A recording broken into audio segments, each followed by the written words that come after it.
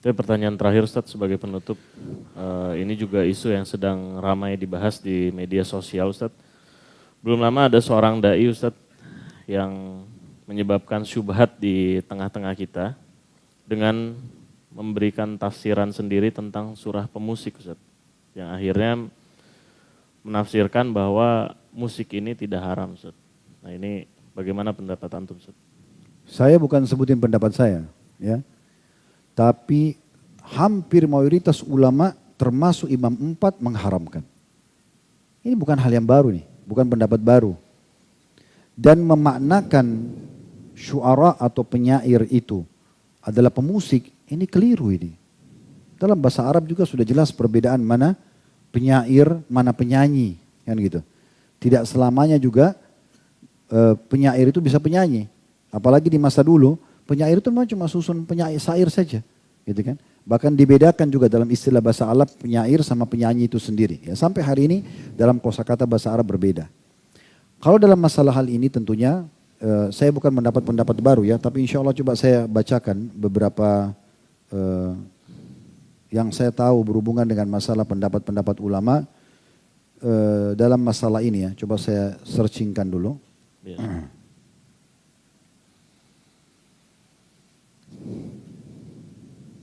Ya, ada perkataan Abdullah bin Umar radhiyallahu anhu.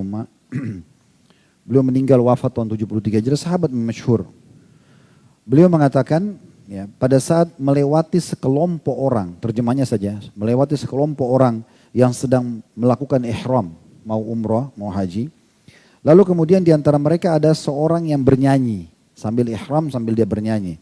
Maka kata Abdullah bin Umar kepada orang yang bernyanyi itu, ingatlah, aku berdoa kepada Allah, semoga doa-doamu tidak diterima.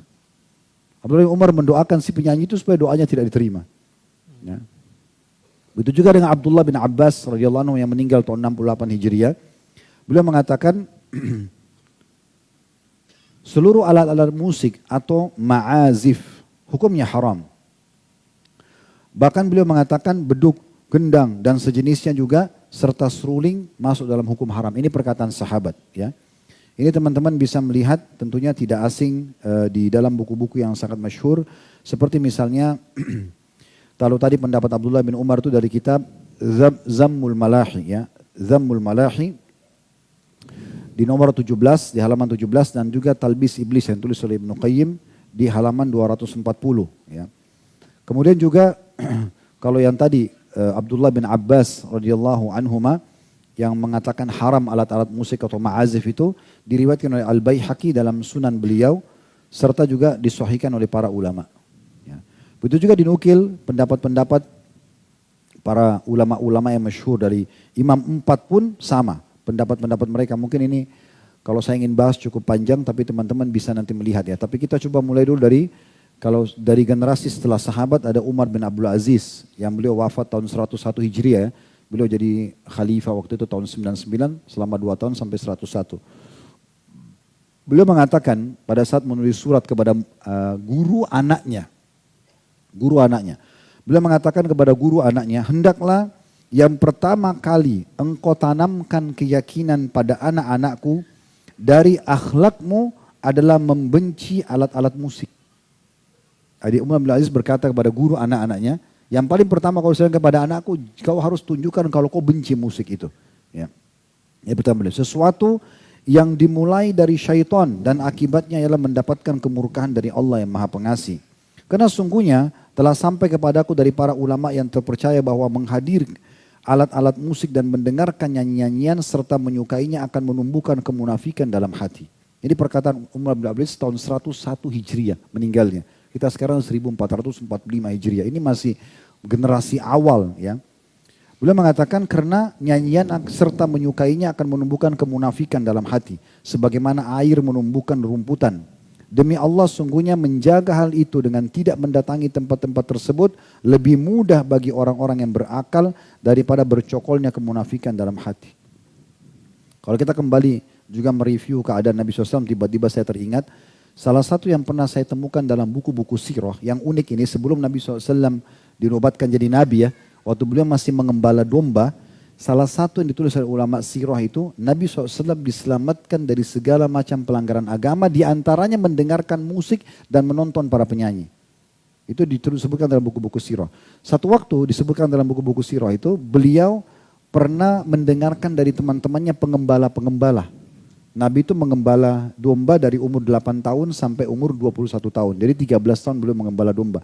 Tapi nggak disebutkan di umur keberapa. Di tahun keberapa ini beliau, riwayat ini cuma dikatakan salah satu riwayat pernah beliau dengar dari teman-teman pengembalanya yang lain waktu kumpul. Waktu beliau mau pulang sore hari mengembalikan domba-domba. Mereka menceritakan semalam itu ada acara perkawinan dan ada penyanyi, musik begini dan begitu. Sampai Nabi SAW tertarik mendengarkan cerita itu.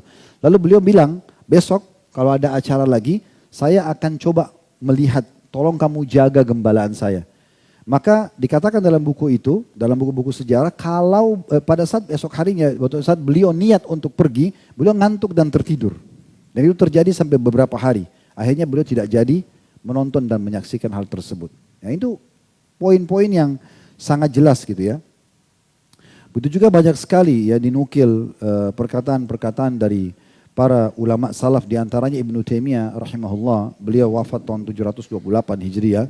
Beliau mengatakan 4 imam madhab berpendapat bahwa semua alat musik adalah haram. Telah ada hadis Nabi SAW yang diriwayatkan oleh Al-Bukhari dan ulama lainnya, bahwasanya Nabi SAW mengabarkan akan adanya orang-orang dari umatnya yang menghalalkan zina, sutra, minum khamr dan alat-alat musik, serta akan diubah menjadi kerah dan babi. Al-ma'azif, kata beliau, adalah alat-alat musik sebagaimana disebutkan oleh para pakar bahasa Arab. Bentuk jamaknya adalah ma'zifa, ya. Yaitu alat yang dibunyikan dan tidak ada perselisihan sedikit pun dari pengikut para imam tentang haramnya hal tersebut. Ya. Itu dinukil dari buku beliau Majmu' Fatawa ya, di jilid 9 halaman 576 dan sekian banyak tentunya. Kalau kita ingin nukil ini banyak sekali pendapat ulama berhubungan dengan masalah, antum tinggal ketik saja tentang pendapat ulama berhubungan dengan masalah musik ya. Tapi setelah kita jelaskan hukum-hukum seperti ini teman-teman sekalian, setiap orang bisa saja berbicara. Kita tidak akan pernah di majelis kita menyalahkan siapapun. Kalau ada pendapat, karena ini ditanyakan tadi ya, kalau ada pendapat yang mengatakan begitu dan dia siap bertanggung jawab depan Allah, itu hak dia. Silakan saja. Tapi kita juga punya hak untuk menjelaskan apa yang kita ketahui. Sebagaimana juga cukup banyak selalu dikatakan, oh majelis salaf, majelis wahabi itu tidak sukain dan itu. Kan ini pendapat. Dia berpendapat, silakan kita juga berpendapat. Gitu kan? Dia tidak usah paksakan pendapat dia kepada kita. Kita juga tidak bisa paksakan pendapat kita kepada dia. Tapi kita harus saling menghormati di sini. Yang penting siap bertanggung jawab di hadapan Allah subhanahu wa ta'ala. Tapi insya Allah hukum ini tidak asing. Antum bisa searching di Google, cukup banyak tulisan artikel-artikel, ceramah-ceramah para ulama menjelaskan masalah ini. Dan ini bukan dari saya pribadi, karena ini hukum ini sudah sangat lama ya. Dan cukuplah sumpahnya Abdullah bin Mas'ud radhiyallahu anhu tentang tafsir salah satu ayat Al-Quran, wa minan nasi ma yashtari lahwal hadits yudillah nasa an sabilillah. Dan ada sebagian orang memperjualbelikan perkataan-perkataan untuk menyesatkan manusia dari jalan Allah. Beliau bersumpah demi Allah yang dimaksud adalah musik. Beliau bersumpah begitu. Dalam sebuah asar dinukil oleh Ibnu Qayyim rahimahullah dalam buku beliau Hadil Arwah ya. Beliau mengatakan salah satu statement yang ini athar ya, pernah ada orang-orang dari Irak datang bertemu dengan Ummul Mukminin Aisyah radhiyallahu anha. Lalu mereka menanyakan tentang masalah gempa. Wahai Ummul Mukminin, ada gak informasi dari Rasulullah SAW tentang gempa? Lalu beliau mengatakan, ada. Bila orang-orang sudah menghalalkan khamar, zina, dan para penyanyi-penyanyi sudah tampil, maka Allah akan murka di atas langit sana. Kemudian Allah perintahkan bumi untuk menggoncangkan dirinya. Terjadi gempa. Itu perkataan Ummul Mukminin Aisyah radhiyallahu anha. Ini sudah kita bedah di buku Ibnu Qayyim rahimahullah. Jadi dan kalau mereka tinggalkan kata Aisyah radhiyallahu anha, maka Allah akan suruh bumi untuk tentram kembali. Berarti kan ada masalahnya di situ. Dan dalam hadis tadi yang sudah kita sebutkan digabungkan antara khamar, kemudian judi, khamar, kemudian perzinahan dan juga masalah musik. Dan subhanallah ini seperti bersaudara ini ya.